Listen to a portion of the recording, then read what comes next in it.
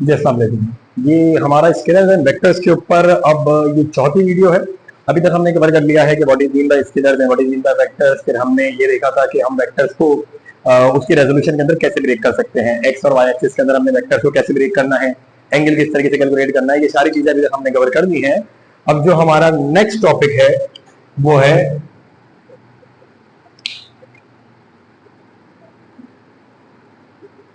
Addition of two vectors by resolution of a vector। ये आपके paper के point of view से बहुत ज्यादा इंपॉर्टेंट सवाल रहता है। तो सबसे इंपॉर्टेंट चीज जो इस चीज को समझने के लिए आपको आनी चाहिए वो ये कि किसी भी वेक्टर को उसके रेजोल्यूशन के अंदर किस तरीके से ब्रेक किया जाता है। हम अगेन वहीं शुरू करते हैं कि हमने यहां पर दे दिया एक वाई एक्सिस और यहां पर हमने ले लिया एक अदर एक्स एक्सिस। एक यहां पर हमने बना लिया वेक्टर जो कि एक्स और वाई एक्सिस के ऊपर डिस्टेंस ट्रेवल कर रहा है। इस वेक्टर को हमने ए नाम दे दिया। ये भी हमारी बात डिस्कस हो चुकी है कि वेक्टर को किस तरह से रिप्रेजेंट करते हैं। ये हमने उस वेक्टर का वाई कंपोनेंट बना लिया और ये हमने उस वेक्टर का एक्स कंपोनेंट बना लिया। तो फिर मैंने आपको बताया था कि थीटा के रिस्पेक्ट से आप देखते हो कि यहां पर आप ट्रिग्नोमेट्रिक आइडेंटिटी साइन थीटा लगाओगे।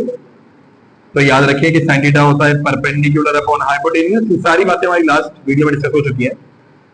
तो यहां पर परपेंडिकुलर जो कि थीटा का सामने वाला ए वाई अपॉन ए यहां के मल्टीप्लाई हो जाएगा।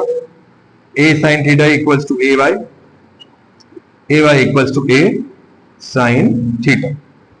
ये वाई कंपोनेंट बन गया। और इसी तरीके से एक्स कंपोनेंट के लिए हम यहां पर वाई के लिए साइन थीटा यूज कर चुके हैं। एक्स कंपोनेंट के लिए हम कॉस थीटा यूज कर देंगे। तो कॉस थीटा रहेगा base upon hypotenuse, then cos theta equals to base है A x component, hypotenuse A ही है, ए यहां अगर मल्टीप्लाई हो जाएगा so A x equals to A cos theta. ये हमारे पास एक्स कंपोनेंट की वैल्यू बन गई और ये हमारे पास वाई कंपोनेंट की वैल्यू बन गई। यहां तक की बात हमारी डिस्कस हो चुकी है। बाद में हमसे ये पूछते हैं कि बताइए कि डायरेक्शन क्या है थीटा की, यानी वेक्टर की डायरेक्शन क्या है। डायरेक्शन का मतलब होता है थीटा बताइए, थीटा कितना है। तो अगर कभी आपसे एंगल पूछ रहे हैं तो आपको पता है वाई कंपोनेंट के लिए आपने साइन थीटा लगा लिया, एक्स कंपोनेंट का थीटा लगा लिया। लास्ट वीडियो के अंदर ये बात डिस्कस हो चुकी है कि हमेशा कंपोनेंट थीटा की बुनियाद पर रहते हैं। अगर आप इस एंगल के लिहाज से थीटा देख रहे होते तो ये आपका परपेंडिकुलर कंपोनेंट होता और ये आपका बेस का कंपोनेंट होता। तो साइन थीटा पर आपका Y component, sorry sine theta पर आपका एक्स कंपोनेंट बनता और cos थीटा पर आपका y कंपोनेंट बनता है। यानी इसका उल्टा हो जाता अगर हम यहां से सिर्फ थीटा की पोजीशन चेंज कर देते। तो ये बात अगर अभी नहीं भी समझ में आती तो कोई मसला नहीं है, आगे ट्रिग्नोमेट्री हमने पढ़ दी है तो ट्रिग्नोमेट्री में ये सारी बातें डिस्कस हो जाएंगी। लेकिन फिर वक्त याद रखें कि आपके पास ए वाई का फॉर्मूला है ए साइन थीटा और ए एक्स का फॉर्मूला है ए cos थीटा। डायरेक्शन तो बात हम कर रहे थे डायरेक्शन के ऊपर। हमें ये तो पता चल गया कि y कंपोनेंट के अंदर कैसे ब्रेक करना है, x कंपोनेंट के अंदर कैसे ब्रेक करना है, डायरेक्शन कैसे निकालना है। एक्चुअली में direction is the name of theta, theta ही निकालने को कह रहे हैं। अगर कह रहे हैं ना कि डायरेक्शन निकाल लो तो एक्चुअली में थीटा ही कह रहे हैं। निकालने का तरीकेकार होगा साइन को इस्तेमाल करके आपने y कंपोनेंट बना लिया, cos को इस्तेमाल करके आपने x कंपोनेंट बना दिया, वरना इनको इंटरचेंज भी कर सकते हैं with respect to theta. Direction निकालने के लिए इस्तेमाल करेंगे हम टेंजेंट थीटा का। अब टेंजेंट थीटा का फॉर्मूला याद रखना कि टेंजेंट थीटा होता है परपेंडिकुलर अपॉन बेस। तो जो मैंने वेक्टर बनाया हुआ था वो मैं यहां बना देता हूं दोबारा। वो वेक्टर इस तरीके का था कि ये वेक्टर ए हैगा, ये हैगा उस वेक्टर ए का वाई कंपोनेंट, वेक्टर ए का एक्स कंपोनेंट।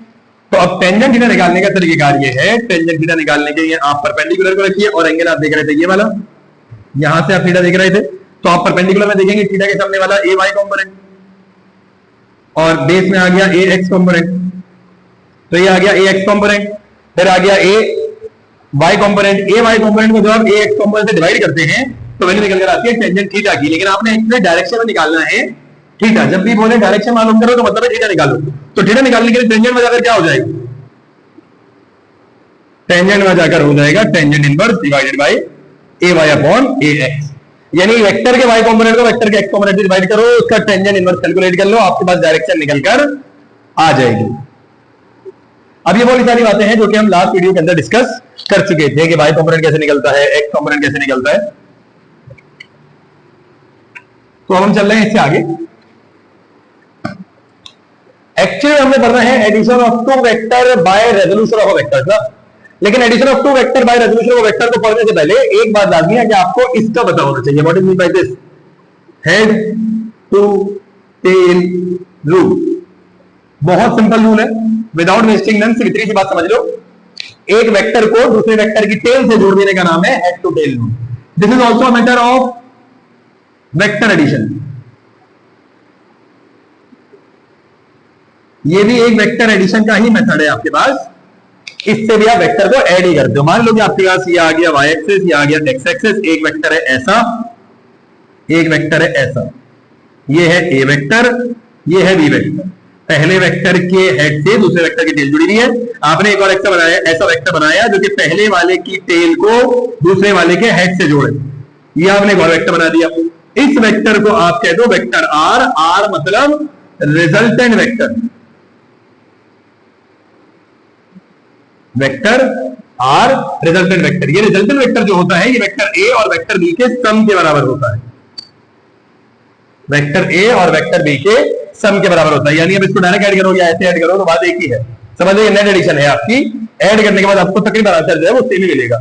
यानी दो वेक्टर को ऐड करने का बड़ा सिंपल सा तरीका क्या है कि अगर आपके पास दो वेक्टर, पहले का हेड दूसरे की टेल, इसको अगर जोड़ दिया तो बन गया रिजल्टेंट वेक्टर। मान लो ये वेक्टर सी था, ये वेक्टर डी था, तो आर किसके बराबर होगा? सी प्लस डी के। पहले वाले के टेल को दूसरे वाले के हेड से या दूसरे वाले की टेल को पहले वाले के हेड से जोड़ देने का नाम है हेड टू टेल रूल। किस चीज का मेथड है?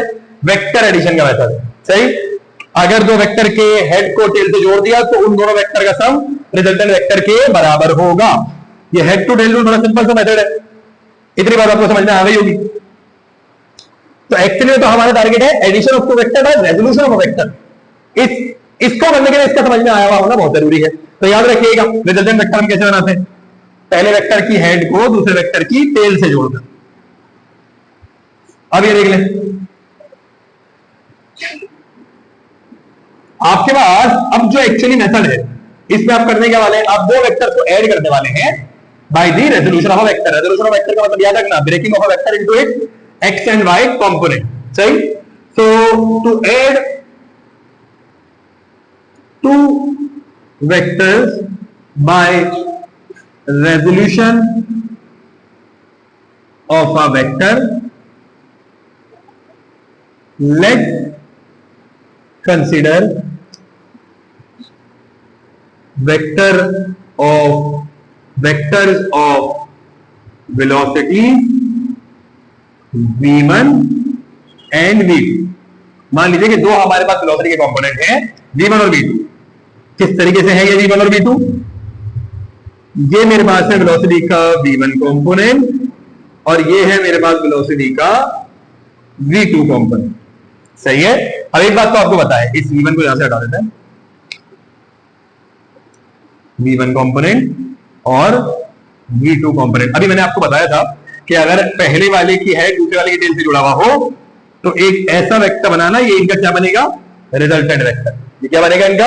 Resultant vector. बन तो गया रिजल्टेंट वेक्टर, लेकिन रिजल्टेंट वेक्टर की वैल्यू आपने निकालनी है किसकी मदद से? रेजोल्यूशन ऑफ अ वेक्टर की मदद से। तो करेंगे ये, दोबारा इसको थोड़ा सा हटा देते हैं। ये देखो, ये जो आपके पास वेक्टर v1 है, जोड़ेंगे उसको दोबारा। लेकिन अभी पहले इतना समझो कि जो वेक्टर v1 है ये आ गया वेक्टर v1 का y कंपोनेंट, और ये नीचे वाला जो है वेक्टर v1 का x कंपोनेंट। ये v1 x आ गया, ये v1 y आ गया। ये है वेक्टर v2, ये आ गया वेक्टर v2 का y कंपोनेंट, और ये आ गया वेक्टर v2 का x कंपोनेंट। अब जरा आप इसको जोड़ दो, यहां पे जोड़ दिया, ये आ गया वेक्टर r। अब गौर से बात सुनेंगे, ये जो मेरे पास वेक्टर r आया है, इस वेक्टर r का y कंपोनेंट क्या बनेगा? जरा गौर से ध्यान दीजिएगा। यहां पर ये जो वेक्टर r है, इस वेक्टर r का आपके पास y कंपोनेंट क्या बनने वाला है? तो ये देखिए, वेक्टर r का y कंपोनेंट होगा ये, यहां से लेकर ये पूरा नीचे तक क्या है? ry। वेक्टर y का r कंपोनेंट, भाई ये वेक्टर r था, ये इसका y कंपोनेंट, और नीचे क्या हो जाएगा वेक्टर का x कंपोनेंट। ये पूरा y कंपोनेंट और ये पूरा x कंपोनेंट। इतनी बात समझ में आई? पहले हमने एक वेक्टर बनाया v1, ये उसका y कंपोनेंट, ये उसका x कंपोनेंट। दूसरा वेक्टर बनाया v2, ये उसका y कंपोनेंट, ये उसका x कंपोनेंट। इनका रिजल्टेंट बना दिया इनको जोड़कर। उस रिजल्टेंट का ये वाई कॉम्पोनेंट और ये एक्स कॉम्पोनेंट। अब यहां पर इसका भी थीटा मौजूद है और इसका भी थीटा मौजूद है। सबसे पहले तो मुझे v1y और v1x की वैल्यू निकालनी है, तो कैलकुलेट v1y एंड v1x। हम क्या बोलेंगे कि हमें पता है कि v1y बराबर है v1 साइन थीटा के और v1x बराबर है v1 कॉस थीटा के। इधर तक आ रहा है, नजर आ रहा है इधर तक? तो v1x आ रहा है v1 cos थीटा के बराबर, v1y आ रहा है v1 sin थीटा के बराबर। ये तो वही है जब हमने पढ़ा था कि v1y बराबर होता है dy बराबर होता है v sin थीटा के, vx बराबर होता है v cos थीटा के। तो हमने v1y equal to v1 sin theta कर लिया, v1x equal to v1 cos theta कर दिया। सही। अब आ जाइए, अगर मैं v2 की बात करूं तो भाई ये रहा v2y v2x। टू कैलकुलेट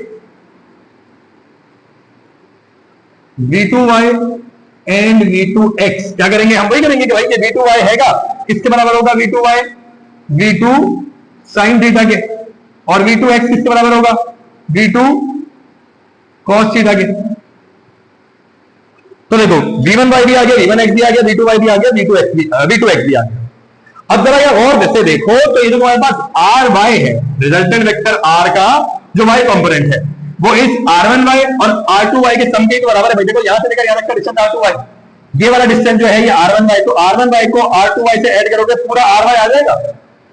दोबारा देख लो v2y v1y, भाई ये बोलो या ये बोलो डिस्टेंस तो बराबर है ना, वेक्टर स्ट्रेट लाइन की कैलकुलेशन है। ये v1y ये v2y, इन दोनों को ऐड कर लोगे ry का कंपोनेंट निकल कर आ जाएगा। तो मैं यह बोलूंगा कि ry equals to v1y plus v2y, v1y plus v2y। अब ये देख लो कि v1y किसके बराबर है? v1y बराबर हमने लिखा था यहां पर v1 sin थीटा के, v2y किसके बराबर है? v2 sin थीटा के। तो ये ry की वैल्यू निकल कर आ रही है। सही है, ये ry की वैल्यू निकल कर आ रही। अच्छा rx इस तरीके से किसके बराबर होगा? देख लो भाई ये rx पूरा है, तो ये रहा v1x, यहां से लेकर यहां तक v1x, और ये v2x, देख लो ना ये v2x और ये v1x। तो v1x को v2x से ऐड कर दो, पूरा rx निकल कर आ जाएगा। तो rx equals to v1x v2x, rx equals to v1x की वैल्यू कितनी थी जो हमने लिखी थी? v1 cos theta plus v2 cos theta, ये आ गई rx की वैल्यू। तो आप देखो कि अभी तक हमने ry और rx की वैल्यू कैसे निकाली? v1y को v2y से ऐड किया, ry आया, v1x को v2x से ऐड किया, rx की वैल्यू निकल कर आ गई। लेकिन अभी तक मुझे इस रिजल्टेंट की वैल्यू नहीं मिली है, तो इस रिजल्टेंट की वैल्यू निकालने के लिए थोड़ा सा काम हमें आगे करना पड़ेगा। अगर इतनी कहानी समझ में आ गई है, ठीक है जी।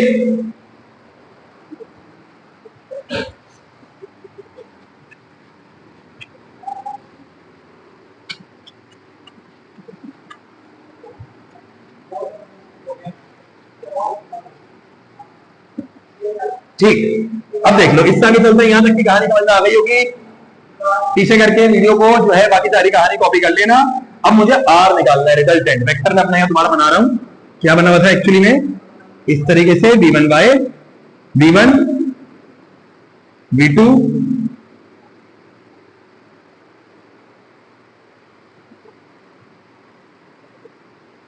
ये आ जाएगा v1x v1y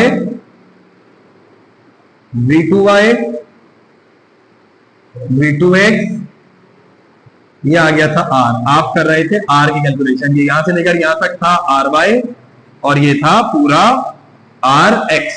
ठीक है, ये पूरा था rx और ये पूरा था ry। आपने r निकालना है, याद रखो आपके पास एक वेक्टर हो इस तरीके का, a वेक्टर, ये उसका y कंपोनेंट है और ये उसका x कंपोनेंट है। तो याद रखो मैंने आपको बता रखा कि किसी भी वेक्टर का मैग्नीट्यूड निकालने का तरीकेकार क्या है। सबसे पहली वीडियो बताया था कि वेक्टर का मैग्नीट्यूड निकालने का तरीकेकार है कि उसके ax कंपोनेंट का स्क्वायर करो, उसके ay कंपोनेंट का स्क्वायर करो और जो दोनों का आंसर है उसको ऐड कर दो, जो दोनों का आंसर आ जाए उसको ऐड कर दो। सबसे सिंपल तरीकेकार कि ax कंपोनेंट के स्क्वायर से ay कंपोनेंट के स्क्वायर को ऐड कर दो। सही, तो अब देखो इसका मतलब यह है कि जब भी मुझे किसी वेक्टर का मैग्नीट्यूड निकालना होगा मैं ए एक्स कॉम्पोनेंट के स्क्वायर को ए वाई कॉम्पोनेंट के स्क्वायर से ऐड कर दूंगा। बस याद रखना एक्स कॉम्पोनेंट का स्क्वायर प्लस वाई कॉम्पोनेंट का स्क्वायर इक्वल टू रिजल्टेंट, यानी यहां भी अगर मुझे रिजल्टेंट निकालना है ना तो रिजल्टेंट बराबर होगा रूट ऑफ आर एक्स का स्क्वायर प्लस आर वाई का स्क्वायर। किसी भी वेक्टर का मैग्नीट्यूड निकालना फॉर्मूला क्या है, उस वेक्टर का एक्स कॉम्पोनेंट का स्क्वायर वाई कॉम्पोनेंट का स्क्वायर ऐड कर दो। अभी पीछे जो हमने किया वो हमने आर एक्स कॉम्पोनेंट निकाला, आर वाई कॉम्पोनेंट निकाला था, दोनों का स्क्वायर निकालो और ऐड करो। क्या तरीका बनेगा, अब आपने आर एक्स कॉम्पोनेंट क्या बनाया था, आर एक्स कॉम्पोनेंट बनाया था v1 cos theta plus v2 cos theta, इसका हो गया स्क्वायर, प्लस r1 बनाया था v1 sin theta plus v2 sin theta और इसका भी हो गया होल स्क्वायर। तो आर एक्स का होल स्क्वायर और आर वाई का होल स्क्वायर, पीछे भी हमने निकाली थी ना आर एक्स की वैल्यू और आर वाई की वैल्यू। तो इस तरीके से हमने एक वेक्टर का रिजल्टेंट निकाल लिया। तो ये तरीकेकार है किसी दो वेक्टर को ऐड करना bye the resolution of a vector. Hopefully यहां तक आपको बात समझ में आई होगी। इंशाल्लाह आगे आपसे मुलाकात होगी एक वेक्टर और स्केलर के एक और टॉपिक के साथ। Thank you so much.